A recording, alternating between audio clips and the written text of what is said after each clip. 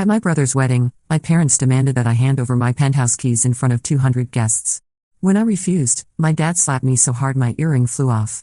I walked out and made a call. An hour later, a woman showed up at the reception, and when my dad saw who it was, he started screaming. The champagne flute shatters against the marble floor of the grand ballroom, and 200 pairs of eyes turn toward me like spotlights.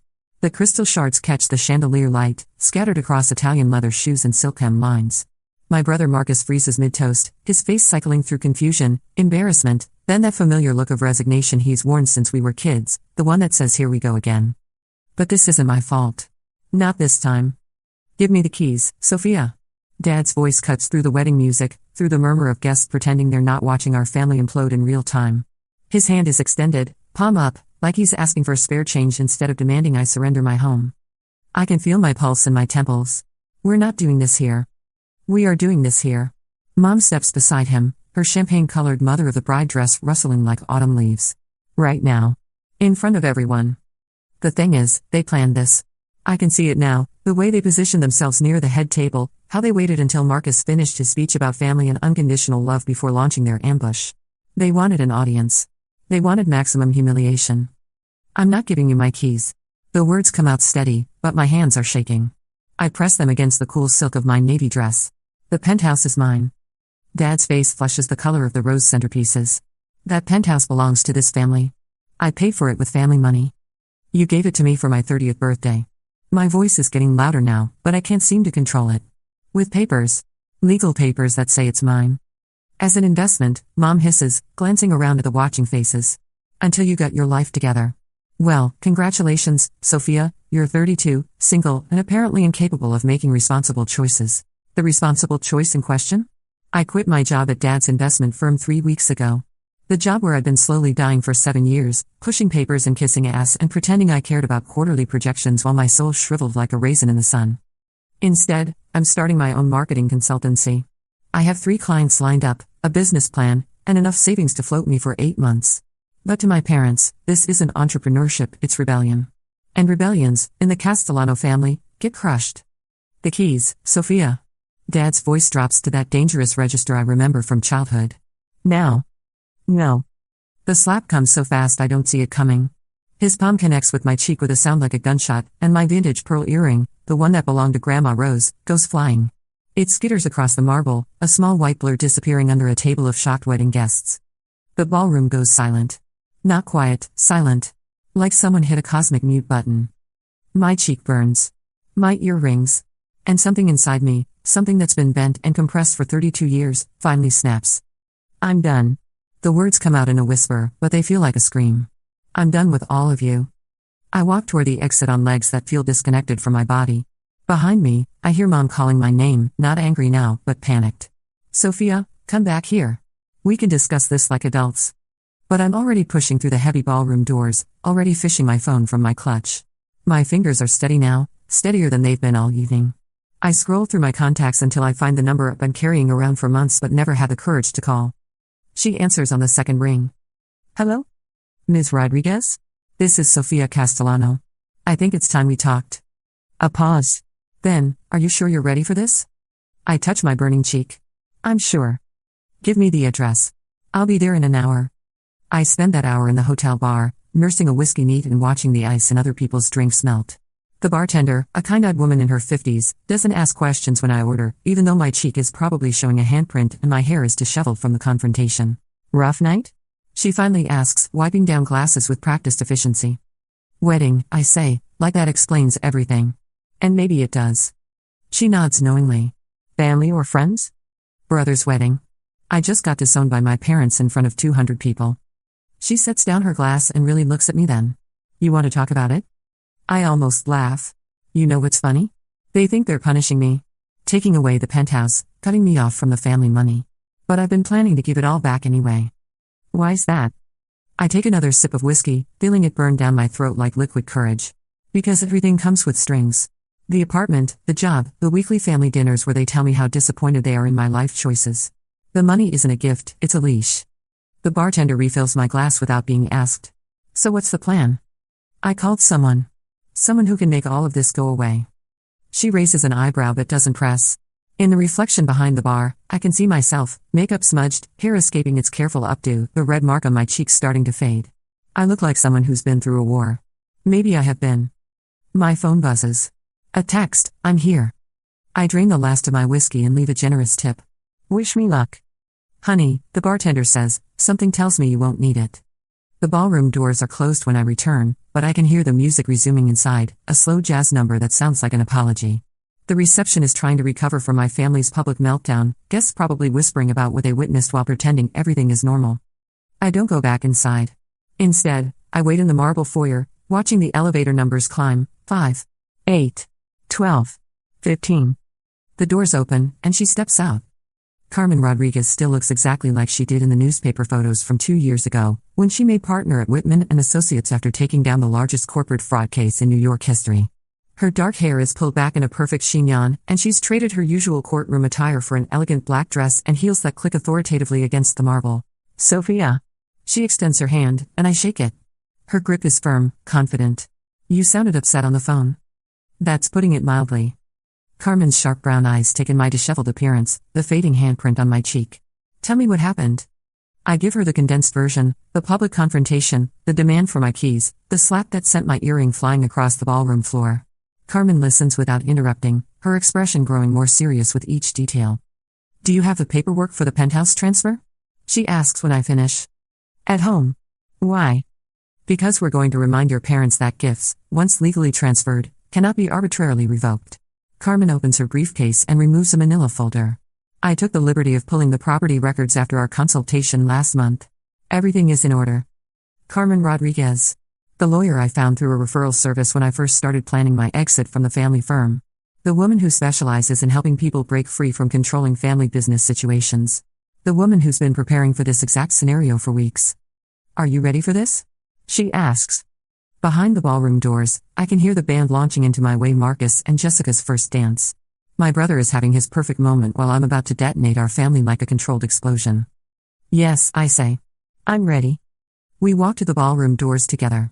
Carmen straightens her shoulders, checks her watch.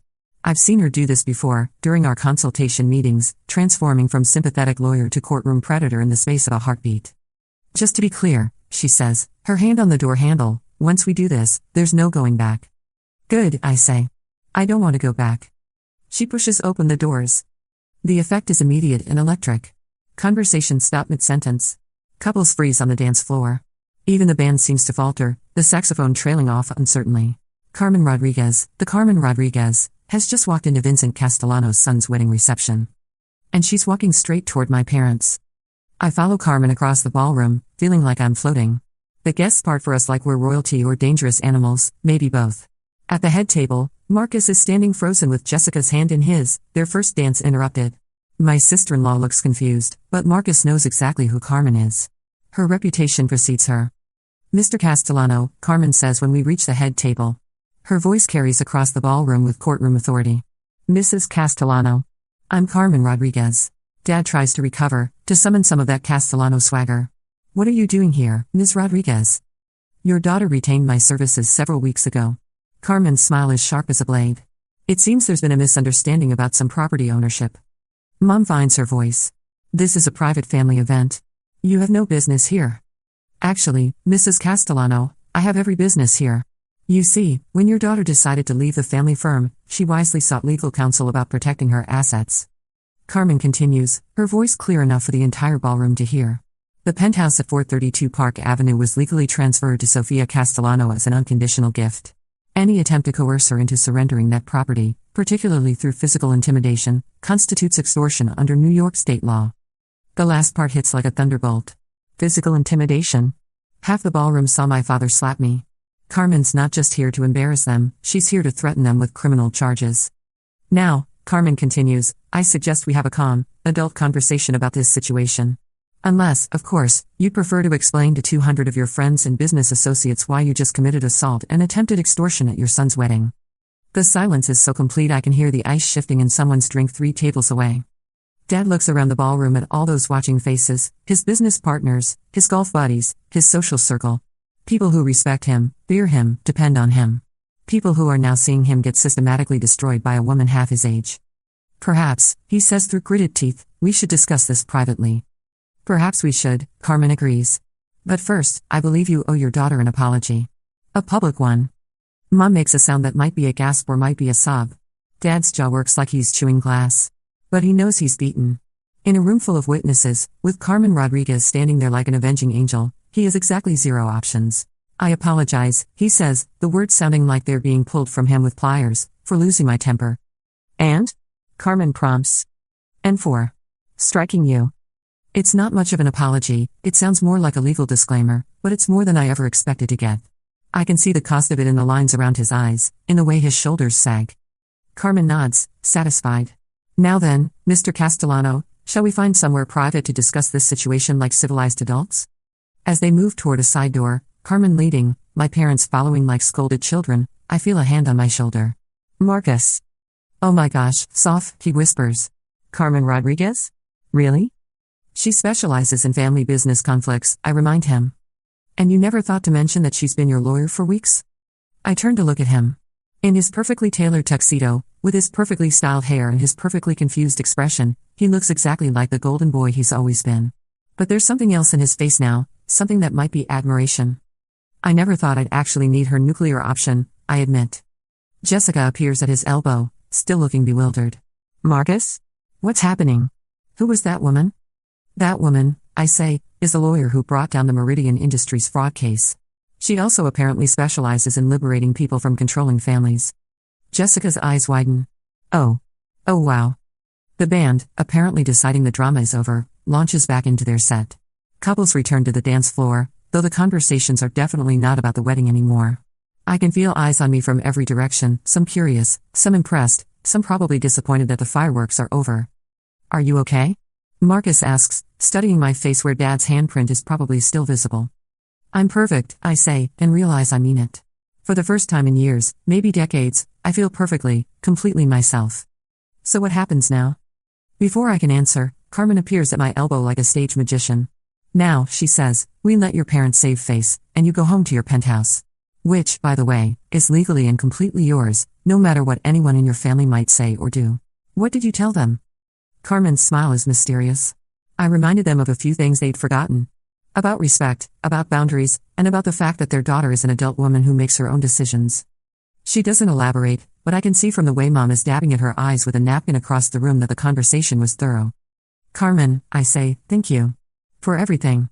Thank me by living your life on your own terms, she replies. That's what makes all of this worthwhile. The rest of the reception passes in a blur of careful normalcy. The guests pretend nothing happened, the bride and groom dance and cut cake and pose for photos, and my parents play their parts perfectly. But I can feel this shift in the room's dynamics, the way conversations pause when I walk by, the way people look at me with new interest. I'm not just Vincent Castellano's difficult daughter anymore. I'm the woman who brought Carmen Rodriguez to a wedding like she was calling in an airstrike. Around 11, Jessica approaches me at the bar where I've been nursing a glass of wine and watching the dance floor. Sophia, she says, sliding onto the bar stool beside me. I wanted to thank you. For what? I just caused a scene at your wedding reception. For standing up for yourself. She's quiet for a moment, spinning her wedding ring around her finger. Do you know how many times I've watched your father talk down to you at family dinners? How many times I've wanted to say something but didn't because it wasn't my place? I study her face. Jessica and I have always been friendly but never close. She's so perfectly polite, so carefully diplomatic. I never imagined she was paying attention to the family dynamics. Tonight, she continues, when that woman walked in and your father's face went white. I have never been so happy to see someone get their comeuppance in my entire life. Jessica, Marcus told me about the job, about what you're doing. Starting your own business, taking that risk. I think it's amazing. She pauses. I think you're amazing. There's something in her voice that makes me look at her more carefully. Are you okay? She laughs, but it sounds brittle. I work in PR for a pharmaceutical company. I spend my days crafting press releases about why insulin costs what it costs, and why that's actually good for diabetics. I haven't felt amazing in a very long time. We sit in comfortable silence for a moment, watching Marcus charm a table full of his college friends. He's good at that, making people feel like the most important person in the room. It's a gift. Can I give you some advice? I ask. Please. Don't wait 32 years to figure out who you are when your parents aren't watching. She nods slowly. Is that what tonight was? You figuring out who you are? I think about it. About the moment Dad's hand connected with my cheek, about the sound of my earring hitting the marble floor, about the feeling of dialing Carmen's number with steady hands. Tonight was me remembering who I've always been, I say. I just forgot for a while. The week after the wedding passes in a strange suspended animation. I work from my penthouse office, fielding calls from concerned relatives and curious friends, but mostly I just try to process what happened. The red mark on my cheek fades, but the memory of that slap, the sound of it, the shock on everyone's faces, stays vivid. On Thursday, I get an unexpected visitor. "There's a Margaret Castellano here to see you," the doorman's voice crackles through the intercom. "Says she's your mother." My first instinct is to tell him I'm not home. But curiosity wins out. "Send her up." I barely have time to close my laptop and run a hand through my hair before she's knocking. When I open the door, Mom looks smaller than I remember, older, more fragile. She's wearing the cream wool coat I bought her for Christmas last year, clutching her purse like a shield. "Hi, sweetheart," she says, and her voice breaks on the last word. We stand there for a moment in my doorway, two women who share a face but feel like strangers. Finally, I step aside. "Come in." She follows me to the living room, her heels clicking against the hardwood floors. I watch her take in the space, the view, the furniture I picked out myself, the photographs on the mantel that don't include any family shots. "It's beautiful," she says softly. "You're home." "Thank you." I perch on the edge of the couch, not quite ready to get comfortable. "What are you doing here, Mom?" She sits across from me, setting her purse carefully on the coffee table. "I came to apologize." "For what specifically?" "For the wedding. For what your father did. For..." She gestures vaguely, encompassing years of disappointment and control. "For all of it." I study her face, looking for signs of manipulation or strategy. But she just looks tired. "Are you apologizing because you mean it, or because Carmen Rodriguez scared the heck out of both of you?" Mom's laugh is hollow. "Can't it be both?" She reaches into her purse and pulls out something small and white, my pearl earring, the one that went flying when Dad hit me. "I found this under the Weatherby's table," she says, holding it out to me. "I thought you might want it back." I take the earring, rolling it between my fingers. It belonged to Grandma Rose, my father's mother, who died when I was 16. She was the only person in the family who ever encouraged my independence, who told me I was smart enough to do whatever I wanted with my life. "She would have been proud of you," Mom says quietly. "At the wedding. Standing up for yourself like that." "You think so?" "I know so. She never liked your father's methods. Said he tried to control people because he was afraid of losing them." Mom looks down at her hands. She was right about that. We sit in silence for a moment. Outside, the city goes about its business, oblivious to our family drama. "Your father is scared," Mom continues. "Scared that we're losing you. Scared that we've already lost you." "You didn't lose me," I say. "You pushed me away." "I know." Her voice is barely a whisper. "I know we did. So what now?" Mom meets my eyes for the first time since she arrived.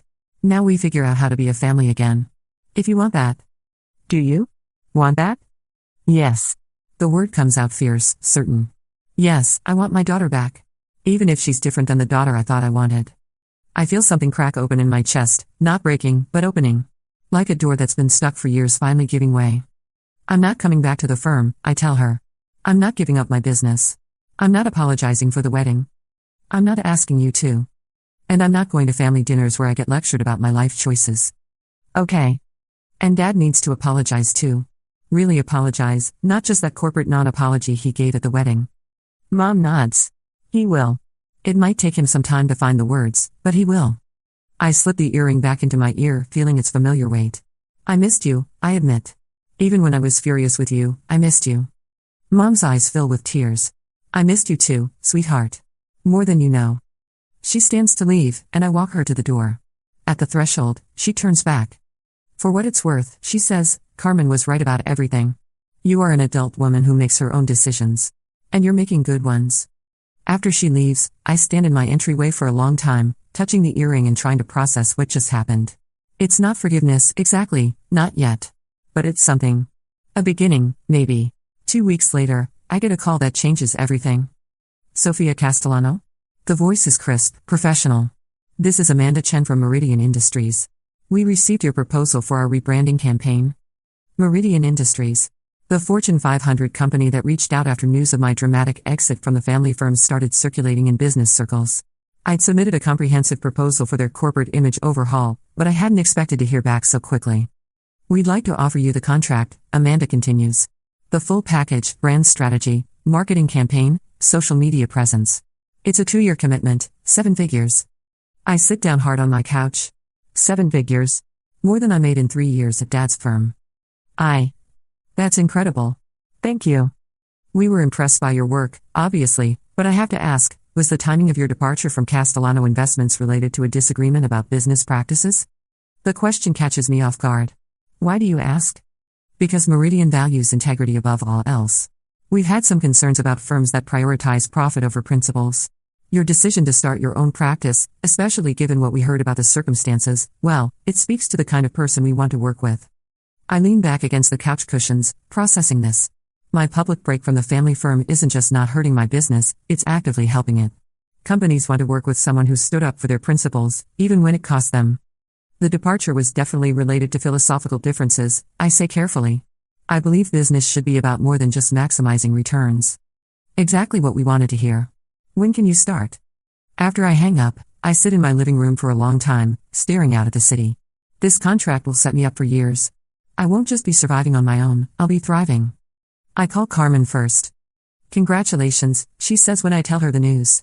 But I'm not surprised. You were always meant for bigger things than filing paperwork for your father's clients. Carmen, can I ask you something? Of course. That night at the wedding, you came so prepared. The documents, the legal arguments, how long had you been planning for that confrontation? There's a pause. Since our first consultation. I've seen this pattern before, Sophia. Controlling parents, family businesses used as leverage, adult children who need permission to breathe. I always prepare for the nuclear option, even if I hope it never comes to that. And you thought it would come to that with my family? I thought your father was the kind of man who would rather destroy something than lose control of it. Her voice is gentle but firm. I'm glad I was wrong about the destruction part. 3 months later, the success of the Meridian campaign has transformed my life completely. My client roster is full, my bank account is healthy, and I've moved my office from my penthouse to a sleek space in Midtown with room to grow. But the real change happened on a quiet Sunday afternoon when Dad called. Sophia. His voice is rough, uncertain. Do you have a few minutes to talk? We meet at a coffee shop in neutral territory, not the family neighborhood, not my new professional district, but somewhere in between. Dad looks older than I remember, grayer around the temples, with new lines around his eyes that might be from stress or might be from time. I owe you an apology, he says without preamble. A real one. I study his face, looking for the manipulation, the strategy. But like Mom's visit weeks ago, this feels different. Genuine. I was wrong, he continues. Wrong to try to control you. Wrong to think I knew what was best for your life. Wrong too. He touches his hand reflexively, the one that struck me. Wrong to put my hands on you. There's no excuse for that. No, I agree. There isn't. I was scared, he admits. Scared that if you left the firm, if you chose your own path, that I'd lose you completely. And in trying to hold on, I pushed you away anyway. We sit in silence for a moment, watching the afternoon crowd flow around us. Business people grabbing late lunches, students with laptops, couples on dates. The world carrying on while my father and I try to figure out how to be family again. I'm proud of you, he says finally. What you've built, the success you're having. I should have said that sooner. Yes, I agree. You should have. Is there a chance, he stops, starts again. Is there a chance we can figure this out? Be a family again? I think about it. About the years of control and criticism, about the slap that echoed through a ballroom, about the slowly healing relationship with Mom and the tentative rebuilding happening with Marcus. Maybe, I say. But it has to be different this time. How different? I'm not your employee anymore, Dad. I'm not your project or your investment or your disappointment. I'm your daughter, and that's all I should have to be. He nods slowly. I can live with that. Can you? Really? I can learn to. It's not perfect. It's not a fairy tale reconciliation with tears and hugs and immediate forgiveness. But it's honest, and it's a start. 6 months after the wedding, Marcus and I are having lunch at a restaurant near his new law office. He left Dad's firm 3 months ago, taking several junior associates and 2 major clients with him. The family dinner conversations have been interesting ever since. So, he says, cutting into his salmon, Jessica and I have some news. Good news or bad news? Depends on your perspective. He grins. We're pregnant. I nearly choke on my wine. Marcus. That's incredible. 4 months along. We wanted to wait until the first trimester was over before telling everyone. How are Mom and Dad taking it? About as well as you'd expect. Mom's already planning the nursery. Dad keeps talking about legacy and family traditions. Marcus pauses. He asked if we'd consider naming the baby after him if it's a boy. I raise an eyebrow. And? I told him we'd think about it. Marcus's smile turns mischievous. Then Jessica suggested that if we really wanted to honor family tradition, we should name him after the family member who taught us the most about standing up for ourselves. Please tell me you're not naming your son Sophia. Marcus laughs. We're thinking about Rose. For a middle name. After Grandma. I feel something warm and familiar settle in my chest. Grandma Rose, who taught me that independence was worth fighting for. Who would have loved seeing her granddaughter call Carmen Rodriguez to a wedding reception like she was summoning the cavalry? She would have loved that, I say. She would have loved all of this. The businesses we're building, the choices we're making, the family we're becoming. The family we're becoming? Marcus's expression grows serious. Come on, Soph. You have to see it. Dad's changing. Slowly, but he's changing. Mom's always been ready to support us when she saw we were serious. And you, he gestures at me with his fork. You started a revolution. I just refused to give back my keys. You stood up to a man who thought he owned his children's lives. You showed the rest of us that it was possible to choose ourselves without losing everything that mattered. I think about this, about the changes I've seen in our family dynamics over the past months. The way Dad asks about my business now instead of criticizing my choices. The way Mom calls just to chat instead of lecturing. The way Sunday dinners have become optional instead of obligatory, and somehow that's made them more meaningful when we do attend. What's next? Marcus asks. I don't know, I admit. Keep building the business. Maybe start thinking about expanding, bringing in associates. Figure out this new version of our family. Any regrets? I consider the question seriously. About the public confrontation, the bridges burned and rebuilt, the year of upheaval that followed my decision to choose independence over security. None, I say finally. Not one. 1 year later, the coffee shop in Soho is busy for a Tuesday morning, filled with freelancers and entrepreneurs tapping away at laptops and having intense conversations about funding and growth strategies. I fit right in now, casual dress, comfortable flats, laptop bag slung over my shoulder like a badge of independence. But today I'm not here as a solo entrepreneur. I'm here as the founder of Castellano Strategic, a marketing firm that now employs 6 people and has a client roster that includes 3 Fortune 500 companies. Jessica slides into the seat across from me, looking radiant in her second trimester of pregnancy.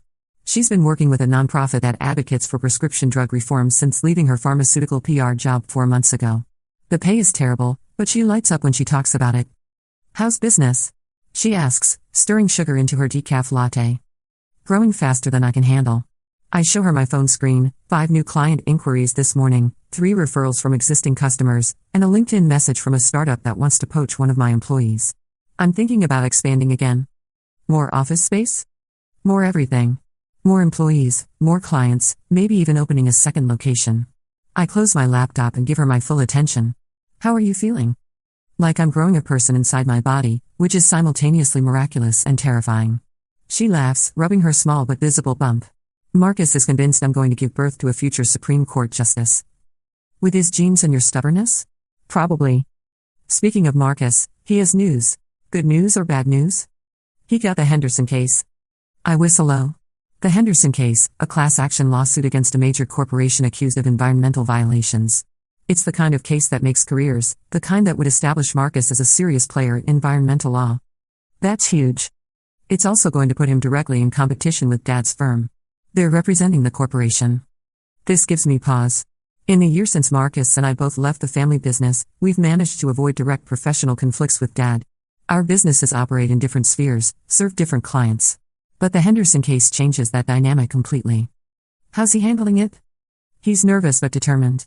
Says it's time to find out if his principles are stronger than his family loyalty. I nod, understanding completely. It's a feeling I know well, the moment when you have to choose between doing what's right and doing what's expected. He'll be fine, I say. We all will. Jessica studies my face. You really believe that, don't you? I have to. Because the alternative is going back to who we used to be, and none of us can do that anymore. My phone buzzes with a text from Carmen. Lunch next week? I have a proposition for you. I show Jessica the message. Think she wants to steal me for her firm? Or maybe she wants to steal your firm for herself. We finish our coffee and walk out into the bright morning. The city spreads around us, full of possibility and promise. Somewhere out there, other people are making the same choice I made, to build something of their own instead of inheriting someone else's dream. As we part ways on the sidewalk, Jessica heading to her nonprofit office and me heading to mine, I think about the journey that brought me here. From that moment at the wedding when everything fell apart to this moment when everything has fallen into place. The truth is, I wouldn't change any of it. Not the confrontation, not the slap, not the public spectacle of it all. Because that night, I finally stopped being the daughter my parents wanted and started being the woman I was meant to be. And it turns out that woman is pretty extraordinary. My phone rings as I'm walking. Mom's name on the screen. "Hi, sweetheart," she says when I answer. "I know you're busy, but I wanted to tell you something." "What's that?" "I saw the profile in Business Weekly. About your company, about the expansion plans." Her voice is warm, proud. "Your father saw it too." And he said, and I quote, "That girl always was too smart for her own good." She pauses. Coming from him, that's practically a love letter. I smile, stopping at a crosswalk to watch the flow of people around me. Maybe we'll all figure this out eventually. Maybe we will, Mom agrees. "I love you, Sophia." "I love you too, Mom." After I hang up, I stand for a moment on the busy sidewalk, feeling the sun on my face and the city's energy flowing around me. In my purse, Grandma Rose's earring catches the light, a small reminder of the woman who first taught me that independence was worth fighting for. A year ago, I walked out of my brother's wedding reception with nothing but my dignity and a phone number. Today, I'm walking into my office building as the CEO of a company I built from scratch, surrounded by people who respect my choices instead of questioning them. The elevator carries me up to the 15th floor, where the frosted glass doors read Castellano Strategic in elegant silver letters. My name. My company. My rules. Inside, my assistant Sarah greets me with coffee and a stack of messages. The Martinez group called. They want to schedule a follow-up for next week. And that tech startup in Austin? They're flying in Friday to discuss the rebrand. I take the coffee gratefully and scan the messages. 6 months ago, I was working alone from my penthouse. Now I have a team of talented people who believe in what we're building, clients who trust our vision, and a waiting list of companies that want to work with us. Also, Sarah adds with a knowing smile, "There's someone waiting in your office." I raise an eyebrow. "Please tell me it's not my father." "It's not your father." I push open my office door and stop short.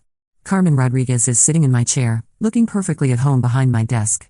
She's traded her courtroom attire for a sleek business suit, and she's reading through what appears to be my quarterly reports. "Carmen." I close the door behind me. "This is unexpected." "Your numbers are impressive," she says, setting down the report. 40% growth in 6 months. "That's remarkable for a startup." "Thank you. Though I have to ask, how did you get my quarterly reports?" Carmen's smile is mysterious. "I have my ways. Also, Sarah is very accommodating when you mention you're someone's lawyer." I settle into the chair across from my own desk, amused despite myself. "What can I do for you?" "Actually, it's what I can do for you." Carmen leans forward, her expression growing serious. "I want to make you an offer." "What kind of offer?" "The kind that could change everything." Carmen opens her briefcase and slides a folder across the desk. "I'm starting a new practice. Corporate liberation law, helping executives and entrepreneurs break free from restrictive family business arrangements, manipulative partnerships, corporate contracts designed to trap people in situations that no longer serve them." I open the folder, scanning the business plan inside. It's comprehensive, well-researched, and absolutely brilliant. "You want me to be your marketing partner?" "I want you to be my business partner. Equal equity, shared decision-making, your marketing expertise combined with my legal knowledge." Carmen's eyes are bright with possibility. "Think about it, Sophia. How many people are trapped in the same situation you were in? How many brilliant executives are staying in soul-crushing jobs because they think they don't have options?" I think about it. About the phone calls I've gotten from friends still working at Dad's firm, asking for advice about leaving. About the messages from strangers who heard about my story and want to know how to make their own dramatic exit. "It's a big decision," I say carefully. "It is. But it's also the right decision." Carmen stands, smoothing her skirt. "I'm not asking for an answer today. Take some time, think it over. But remember, this is exactly the kind of opportunity your grandmother would have wanted you to take." "How do you know what my grandmother would have wanted?" Carmen's smile turns soft. "Because Rose Castellano was one of the first women to practice law in this city back in the 1960s. She was my mentor when I was starting out. She talked about you all the time, said you had her fire, her refusal to accept limitations." The world tilts slightly. "You knew Grandma Rose?" "I knew her very well. She's the one who inspired me to specialize in helping people break free from controlling situations." Carmen picks up her briefcase. "She would have been so proud of what you did at that wedding, Sophia. And she would have been even prouder of what you've built since then." After Carmen leaves, I sit alone in my office for a long time, staring out at the city skyline. The folder sits open on my desk, full of possibilities and promises and the chance to help other people find their own freedom. My phone buzzes with a text from Marcus. "Dinner tonight?" Jessica's craving Thai food and wants to discuss baby names that don't honor anyone in our family. I text back, "Can't tonight. I think I'm about to change my life again." His response comes immediately, "Need backup?" I know a good lawyer. I laugh, typing back, I think I've got this one covered. That evening, I'm at home in my penthouse, pacing back and forth in front of the floor-to-ceiling windows while I talk to myself. It's a habit I picked up during the early days of building my business, working through big decisions out loud, as if saying the words will make the right choice obvious. Pros, I say to my reflection in the darkening window. Expanding into legal services.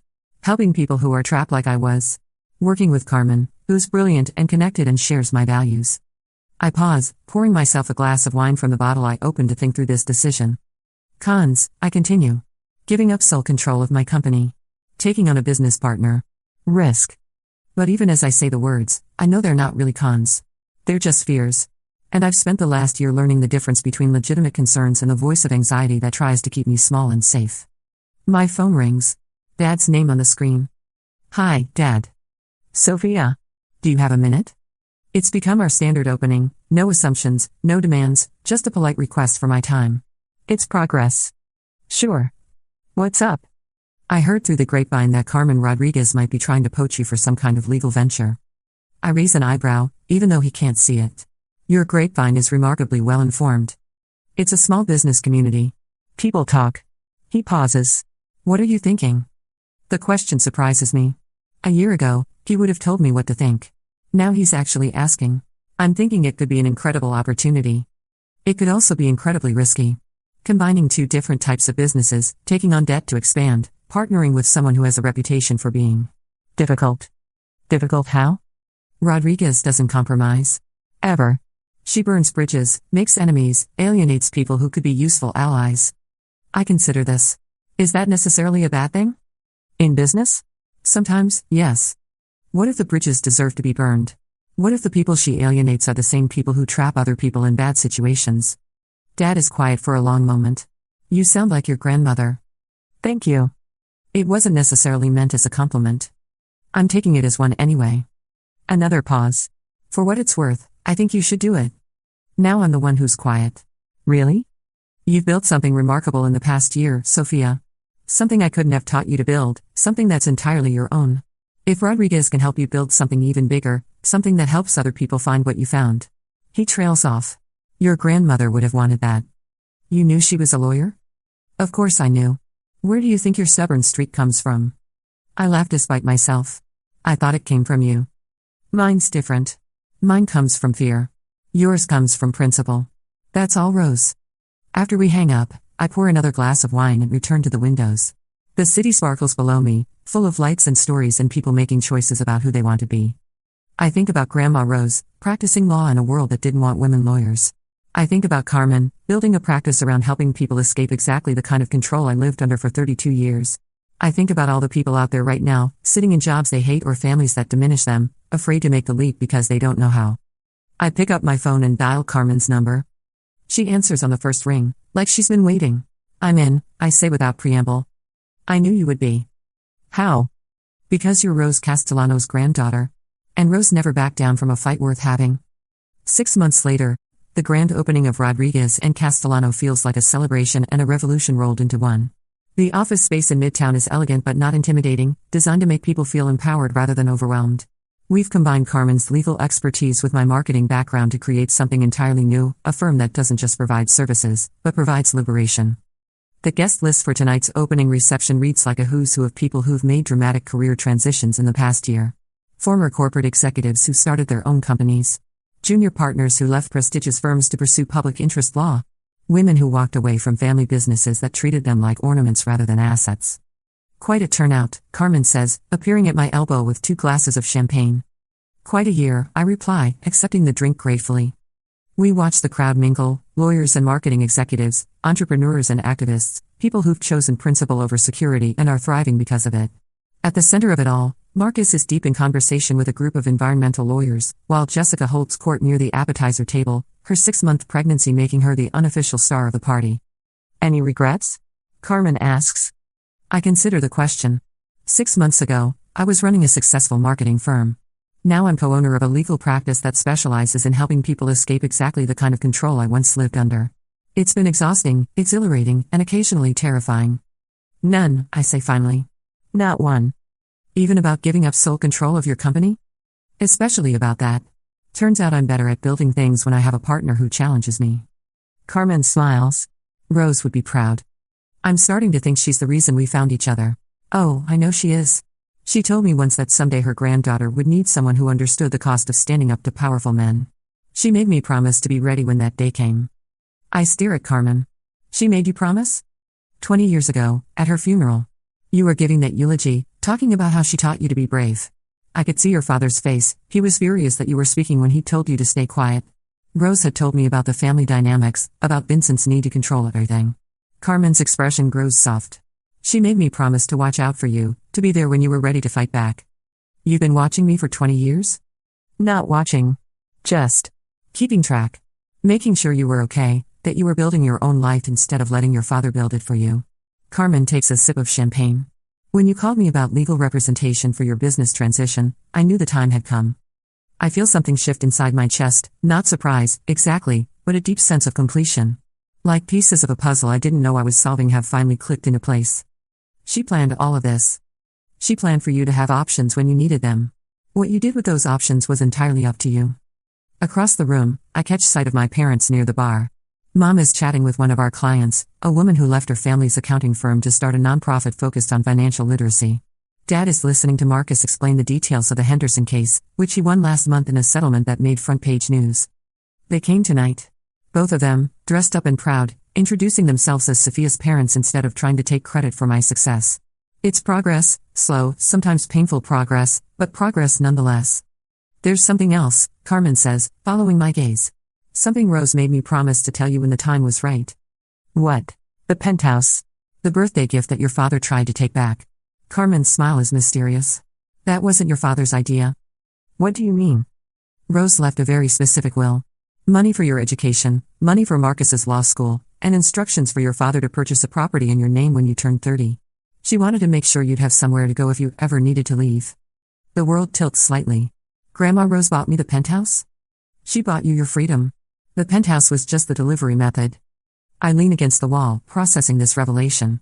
My grandmother, dead for 16 years, had been orchestrating my liberation from beyond the grave. The apartment that gave me independence, the lawyer who gave me protection, the courage that helped me walk away from everything safe and familiar, it all traces back to a woman who died when I was 16 but who understood exactly what I would need to become who I was meant to be. She knew, I say quietly. She knew I'd need to escape. She knew you were too much like her to spend your life letting other people make your choices. I look around the room at all these people who've made their own dramatic escapes, their own choices to prioritize authenticity over security. Tomorrow, Carmen and I will go back to work helping others make similar transitions. We'll provide legal support and strategic guidance and, most importantly, the knowledge that breaking free is possible. But tonight, I'm just standing in a room full of people who understand what it means to choose yourself over the expectations of others. People who know that sometimes the scariest thing you can do is also the most necessary thing. My phone buzzes with a text from an unknown number. Saw the article about your new firm in Forbes. Proud of you. A friend of your grandmother's. I show the message to Carmen, who laughs. Rose had a lot of friends. Lawyers, judges, businesswomen who broke barriers in their own ways. They've all been keeping track of you, cheering you on from a distance. How many people were involved in this conspiracy? Enough, Carmen says with a grin. Rose was very thorough when it came to protecting the people she loved. The party continues around us, but I find myself thinking about that night at the wedding reception. How alone I felt in that moment, how uncertain about what came next. I had no idea that I was part of a larger story, connected to a network of women who understood exactly what I was going through. Carmen, I say, thank you. For everything. For being ready when I needed you, for believing in this partnership, for helping me understand who I really am. Thank you for being brave enough to make that phone call. And for being brave enough to keep making hard choices even when they scared you. We clink our champagne glasses together, and I look around the room one more time. At Marcus, deep in conversation with potential clients. At Jessica, glowing with pregnancy and purpose. At my parents, awkwardly but genuinely trying to fit into the life I built without their permission. At Carmen, my business partner and unexpected family friend, who's been waiting 20 years to help me become who I was always meant to be. And at all the other people in this room who've made their own dramatic choices, their own leaps into uncertainty, their own decisions to prioritize authenticity over approval. This is what revolution looks like, I think. Not explosions and chaos, but quiet choices made by brave people who refuse to accept limitations imposed by others. People who decide that their own approval is more important than anyone else's, and who build lives and businesses and families around that principle. Outside the windows of our new office, the city glitters with possibility. And inside, surrounded by people who understand the cost and value of freedom, I raise my glass one more time. To Grandma Rose, I say quietly. And to all the women who make sure the next generation has choices. Carmen raises her glass. To choices well made. We drink, and I taste something that's become familiar over the past year and a half, the sweet, complex flavor of a life lived on my own terms. It tastes like everything I ever dreamed of, and more.